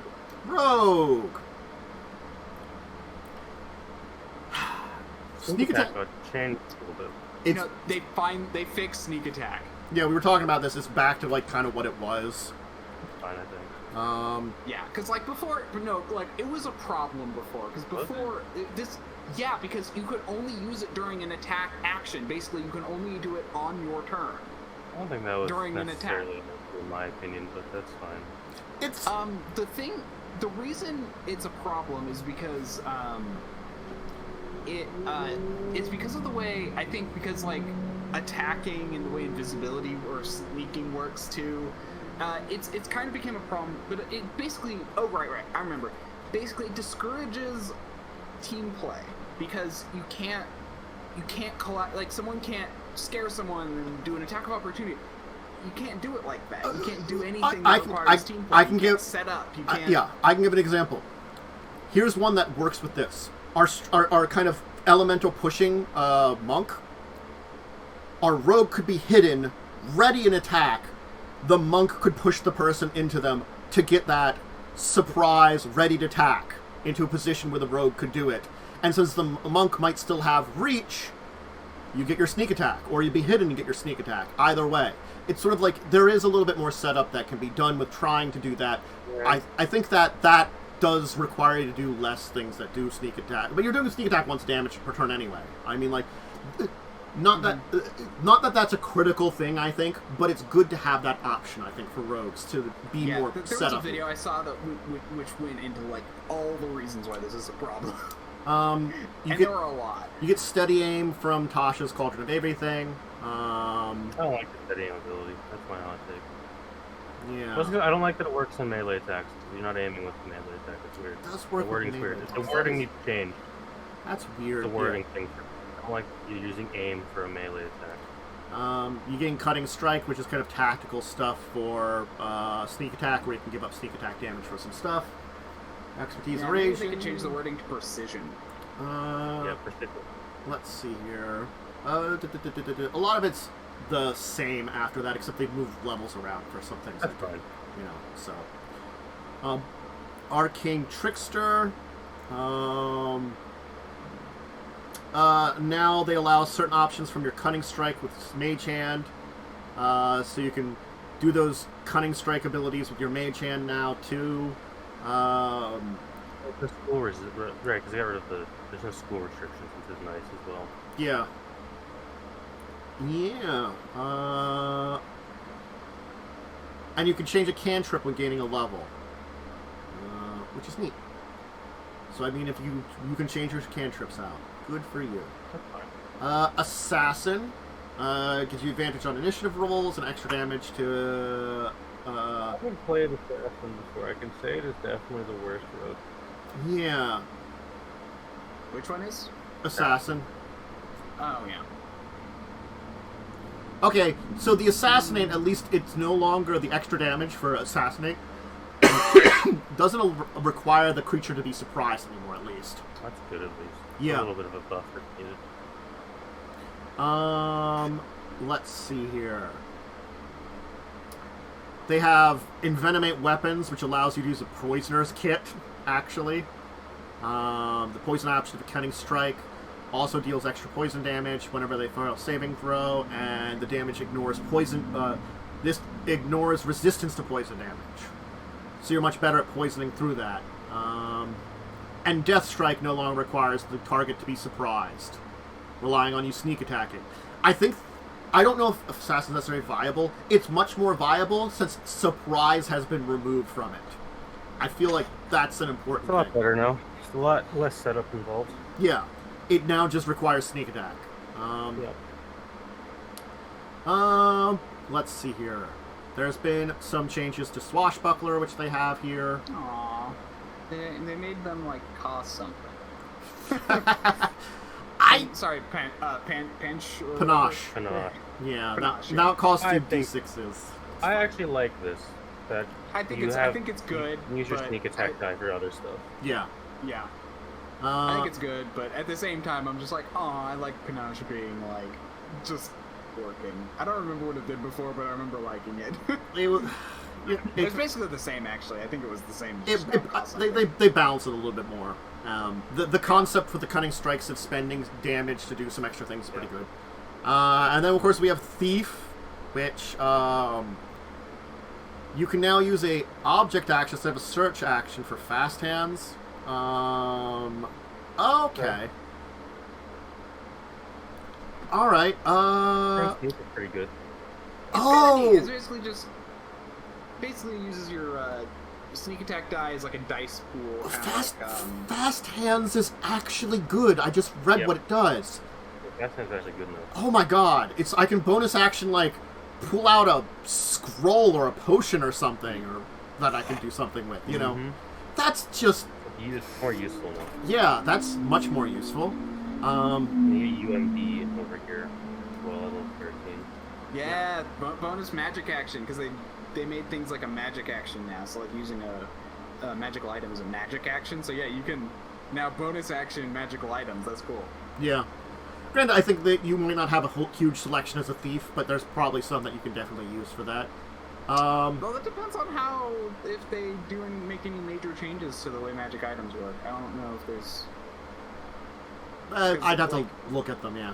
I don't think there's been anything like official yet. Oh, hey! Second story work. You can use your dex rather than your strength for jumping as a fucking rogue that, does that kind of stuff. That seems nice. Pretty good. Oh, wow. So Thief is more about magical items now. Level 13, use magic device, is you can attune to 4 magic items now. Well, I think... when you... Okay. What? I think they had the use magic device, but the thing is, all their other stuff kind of sucked, so you never used it. Use magic device was the only good part of... Yeah. Was that the same? Yeah. This is pretty much unchanged. Yeah. But the use and object combined... Yeah. But I'm saying, the use and object, now that you have it, makes that viable later on a lot more. And, like, things like the second story work where you can, like, climb on ceilings now, use your dex to jumping. And now Climber is just, you gain a climb speed equal to your speed. Just, yeah. You can move on ceilings without making ability check, right? There's at least one handle during the... Yeah. That's nice. You jump distances, you can ride dexterity rather than your strength.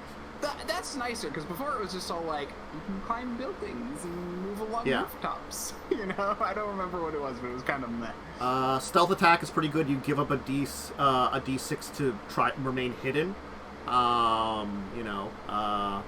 And then the Thieves' Reflexes is just what it was. So, but that's all the classes they updated. I am not sure how many. Oh, and attack sneak attackings at the cost of 1 die. Yeah. Doesn't reveal which is nice. Yeah, the not being the special sneak attack to get rid of dice of damage to just try to remain hidden is really nice. Wasn't that on Assassin before? Something like that? I don't know. No, Assassin was just bad. there was something. Well, I just remember there was something about like you could sneak attack and remain hidden, but it was just like so not worth it. And I thought it was on Assassin. Because like you had to like make another check or something like it's like it was kind of weird. Yeah. So now there are certain spells which are like on lists, but are specific to classes that they mentioned. Yeah, there are class lock spells. Like the big one is Scribe Spell is now Scribe Spell is a spell now for Wizards only. Like the Smites are Paladin, Hunter's Mark is Ranger. I mean, I'm okay with it. I think it's fine. It's fine. You know, it's fine. I like it when classes have unique spells. Yeah. You having unique spells I think is good. It brings back some of that less genericness in a way, which I think is good. I don't know if there's many changes to feats. I don't believe there are any feat changes in this one. And they did change around some stuff with weapons, but it doesn't look like anything. A couple of actions got some more wording. I mean, they added the fighting styles as feats. Yeah. That's like the big. Yeah. That's true. So basically, you can pick up additional fighting styles as feats, which is nice. Yeah. There's definitely been times with that's useful. Yeah, there's more wording on like teleportation and stuff like that in here as well. Yeah. So invisibility has once again been changed. Yeah. Hurrah! It's not as great, but like it's now no longer like you're invisible. It's now basically hidden. It's just invisibility is now you're hidden. Yeah. You're considered concealed. Yeah. So, but that does make it interesting because like invisible kind of does a very interesting thing because you can use the hide action to get invisible. The rogue can use the hide action and stuff, but it means that basically as long as you end in a place, so you can actually move now with that across cover, like just from one place to another in the open. As long as you end in another hidden place, you can stay invisible. So now that we're kind of done going through all that, my question then becomes, which I guess is an important question, what does this mean overall? What do we feel? I think overall, well, there are some misses. This is overall, these are good changes. Yeah. I feel. Yeah. I feel that this is indeed just a core rules update and is not a new addition, so you do not need it. Yeah. Yeah. I feel like personally, because I'm playtesting all of these, I've allowed these all to be playtested in my games because I like them. I think I will, if they are released and maintain this kind of structure and the way they are, I can see myself switching to this book entirely. Is this worth for a, like, is it changes enough that it should be not compatible with the original? Kind of like that kind of confusion? I think it is still entirely compatible. Okay. Because nothing is broken aside from a couple of subclasses. There are some.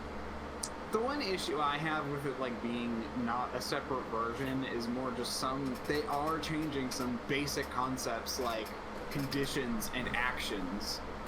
It's just like, how does that? I mean, like the other book still works, but now one person's like what a move action is for one person isn't what a move action is for another now.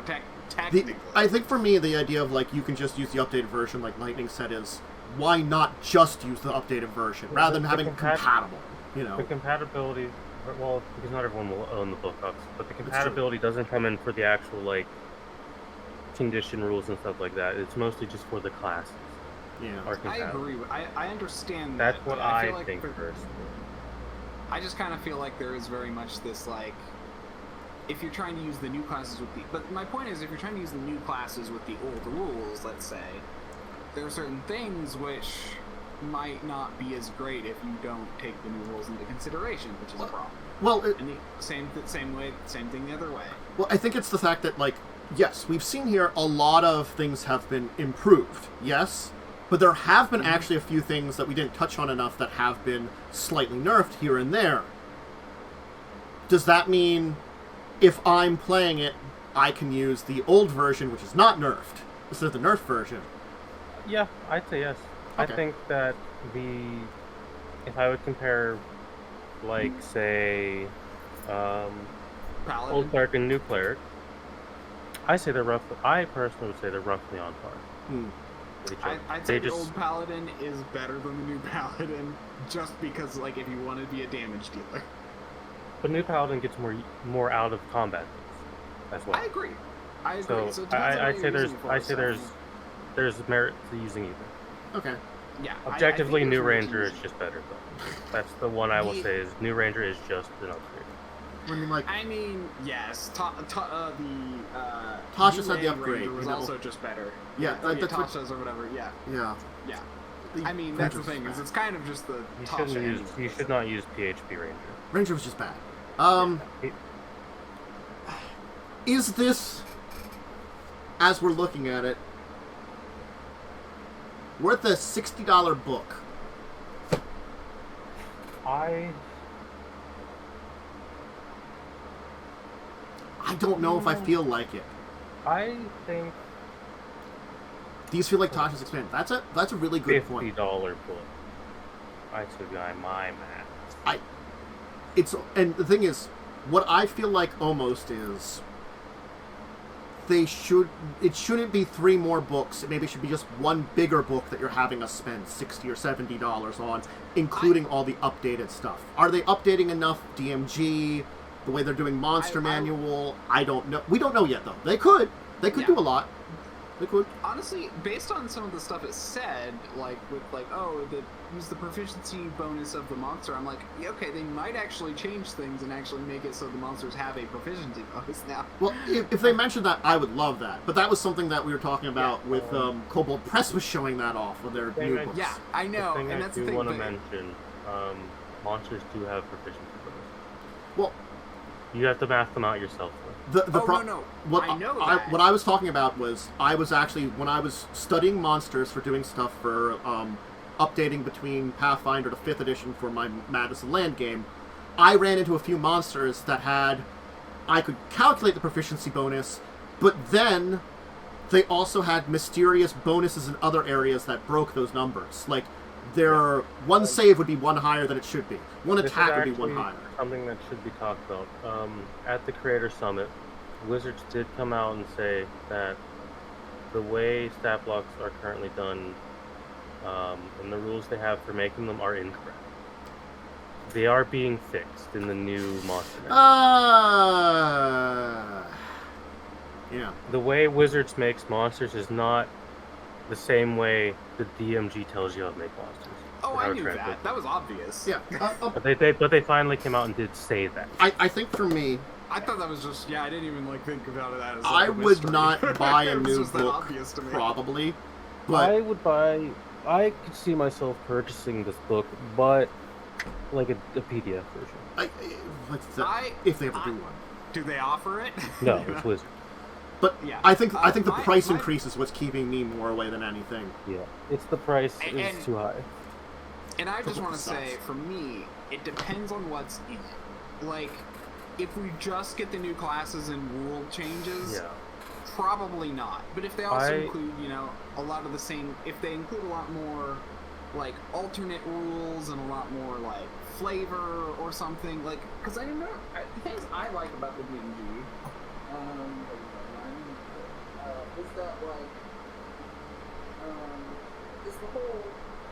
you have, like, there's a whole section about, like, languages. What if they expanded more on that? Or, backgrounds.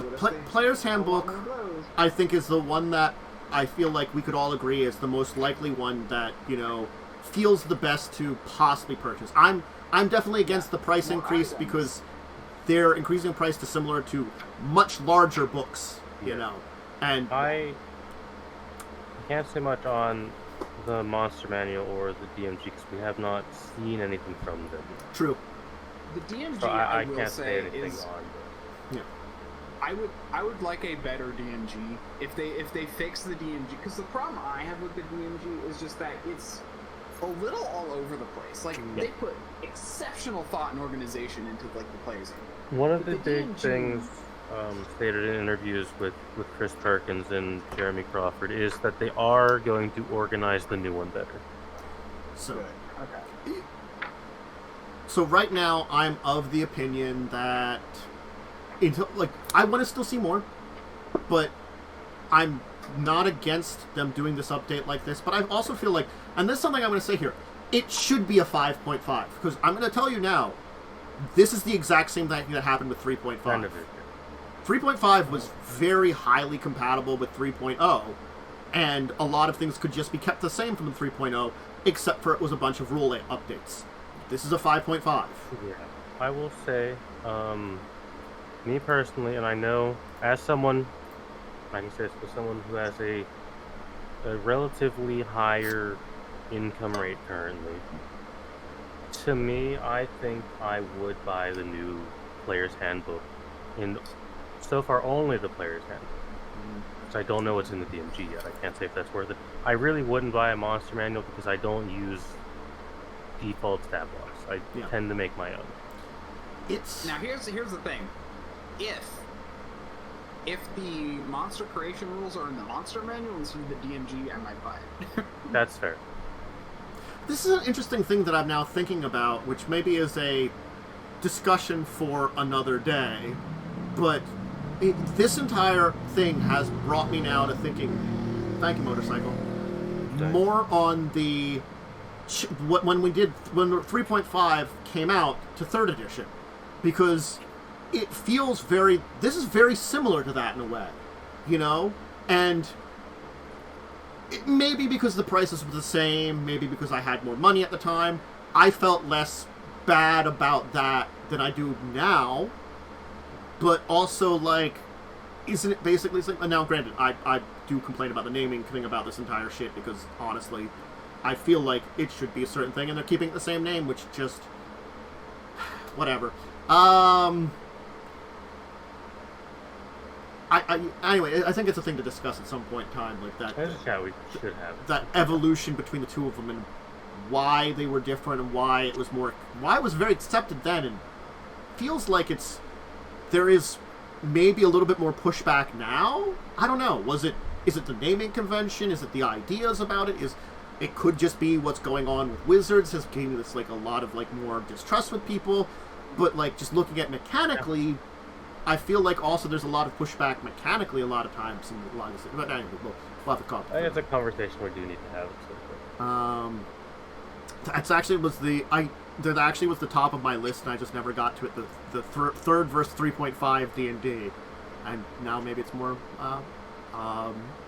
apropos to talk about that. Yeah. Anyway, there are 3 other topics to talk about now that we've dove deep into that for like an hour and 45 minutes. I don't think we're doing a deeper discussion.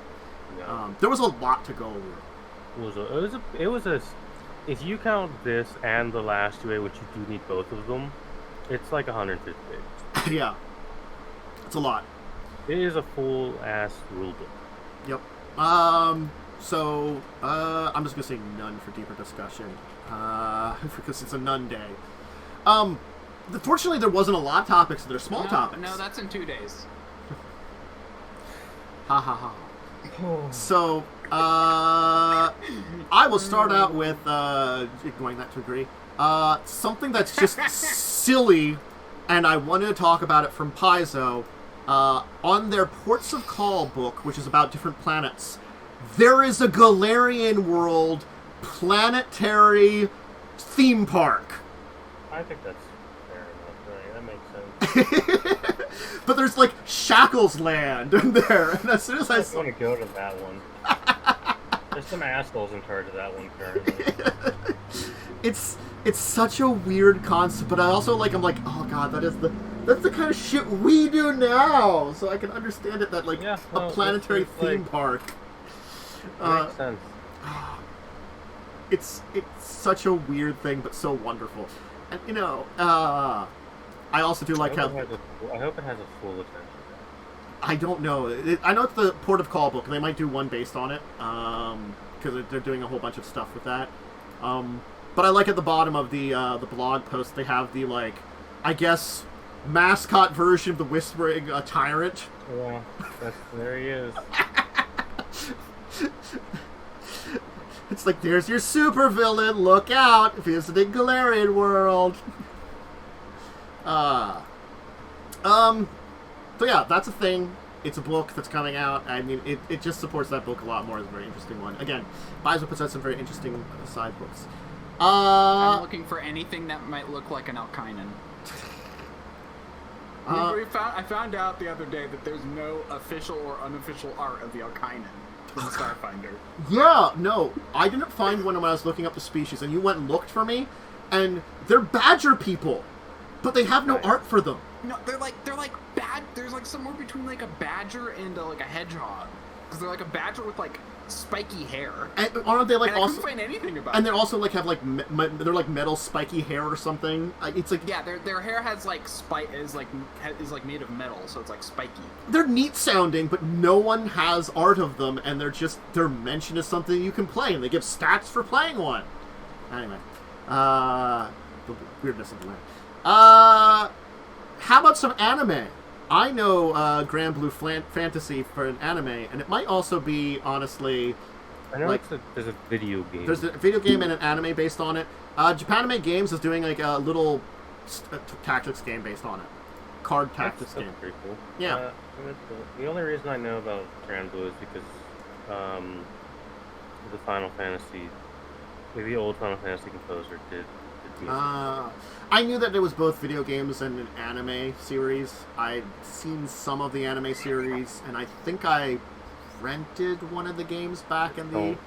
Don't watch anime. It's that PS1 or PS2 era, where I was still barely renting games. PS1 it might have been. I only watched dubbed anime, if at all. So I just watched some. Though there are decent dubbed ones too. There are, but... I have a reading disorder, so reading subbed all the time is just a pain in the ass. Yeah, that's acceptable. So it's a skirmisher war game that is based on the anime/video game, and the video game is very anime anyway. So it's very JRPG. So if you're a fan of either of those, Japanime Games has this tactics game for you, which looks like which has a bunch of expansions and stuff, and you get a big old bundle for 150 of a billion tons of material for the game. Fair.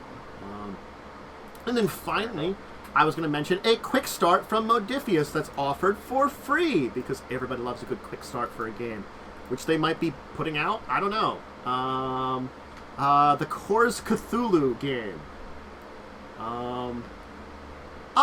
It's Cthulhu during the Roman Empire. Yeah, it's the Roman Cthulhu game. I think we talked about that. Fun. They've got a Quickstart for it. Talked about this. Yeah. So they have a Quickstart for it. It's a 2d20 system. Yay, 2d20 systems. They're pretty good. You've experimented more with 2d20 combat, so I'm guessing this is probably more of a combat game anyway. I mean, a little bit. Most likely. Because, Roman Empire fighting with crafting horrors. But I'm always think a Quickstart's really great, and except for a free one, me and you can take a look at it, a little bit of rules, a little bit of adventures.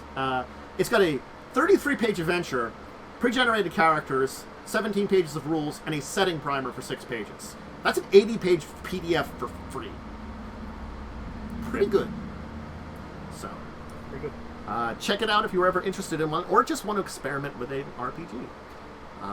And Modifius does like their quick starts. they do. It's one of the great things about them is they advertise very well.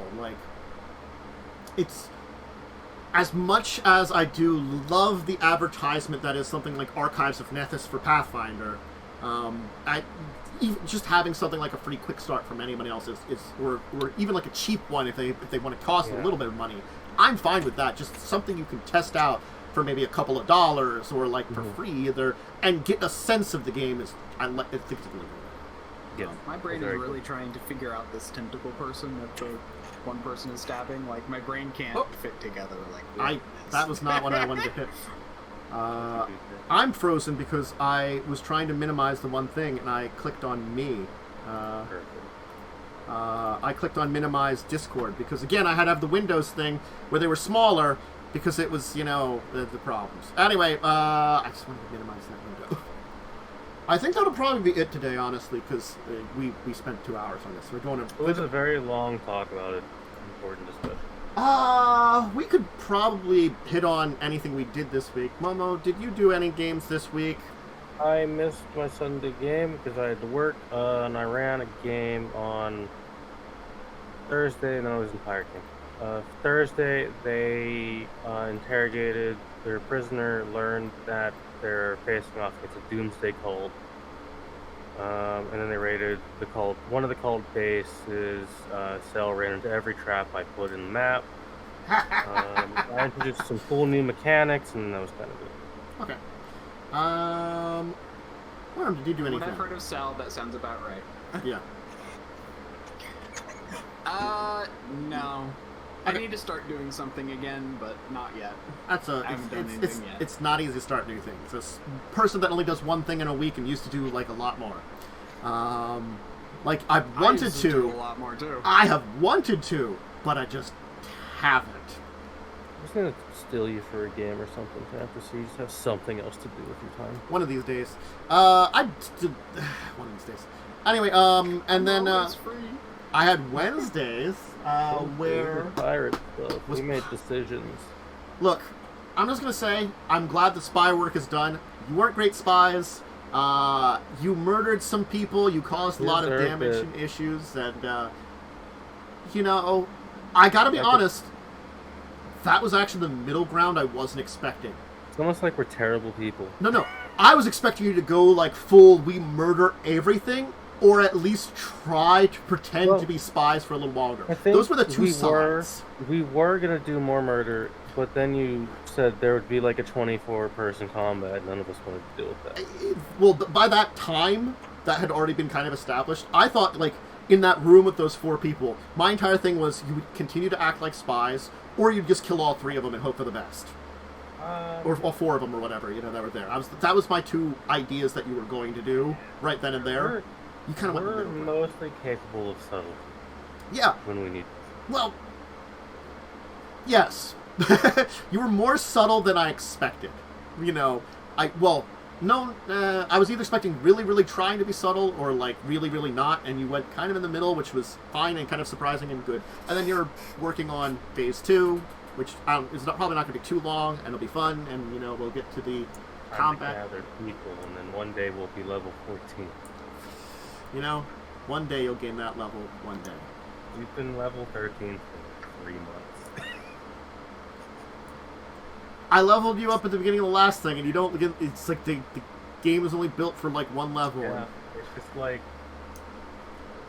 we dick around so much, we never progress. I mean, like, I gotta be honest. Like, we were on session like 8 or 9, and I'm like, you really didn't do a lot in those 8 sessions. We just fuck around a lot.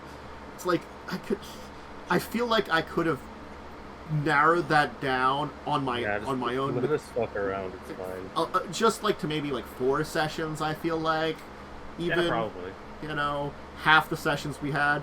I mean, like one session with Cell's crap, and then like 3 sessions with the spy work. I probably could have pushed it down to that, but we were fine. It was it's trying to figure out the voice because we got character backstory. You did get character backstory, and honestly, it's still a challenge, kind of like going 100% off script. Well, I'm saying like 95% off script. I'll say, and having that 5% still connected to script is not easy to do. I'd ask the Pathfinder related questions once the stream goes. Okay, but that was it. If you wanted to check out my tabletop streams for this week, I can shout you out that some of them are up on YouTube, not all of them. The two that are up are on Tuesday. I did talk about gnomes from Pathfinder and Galt.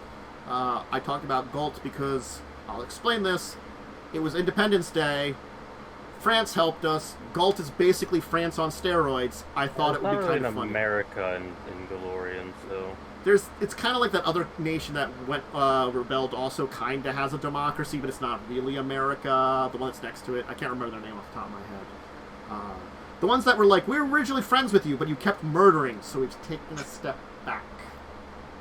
Then there's the Starfighter Species Guide, which should be coming up tomorrow. I was originally going to get up today, but I got delayed and some stuff. And then I talked about the Ananasi, the Were Spiders from World of Darkness, which will be up on Monday.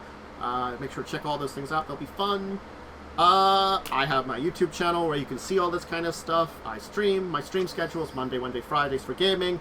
Tuesdays, Thursdays, Saturday mornings for tabletop stuff. This afternoon for Discussing Tabletop. Wednesdays at 9 p.m. for Populous Chapel C.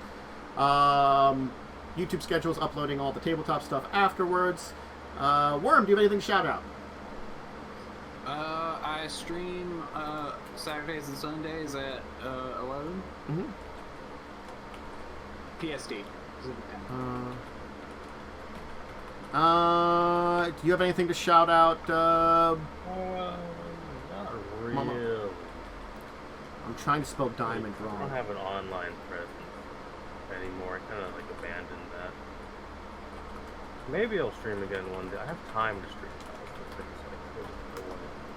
Yeah, there's my shout out to that one. Cool. I'm sort of good at these things. I'm almost a decent streamer. You're almost a streamer. I know, I try my best to pretend. Anyway, check out all the stuff for these people, check out all the stuff for me, remember all the things, comments, likes, all those kind of jazz that help support systems and, follows, subscribes on the various places, and etc., etc. Anyway, we're going to get going. I hope you had a great time learning from us. I hope you enjoyed our trying to deep dive into the amalgamation mess that is the Playtest 6. It's a huge thing with a lot of little tweaks here and there, some much more important than others. And try the best to go over everything important, honestly. Judge it for yourself if you are interested and, do it. Use as much of it as you want. Or just ignore it and keep playing your 5th edition games, or play a different system, whatever you want. Anyway. Hopefully see you all next week. Gonna get going. I'll be back on Monday. I'm gonna say it's hot, and I'm going to turn the lights off. It was a warm day today. It's been hot and humid. Yeah. God, I was out in the world for a while, and it's just like, gross. Ew. I wasn't out in the world, and I'm still. This is why I don't open my windows until 10 a.m. To try to get the cold air at that point in time, because it's not cold until 10 a.m. or 10 p.m. at night. 10 p.m. Anyway, farewell, everybody. Have a good evening. Goodbye. Bye.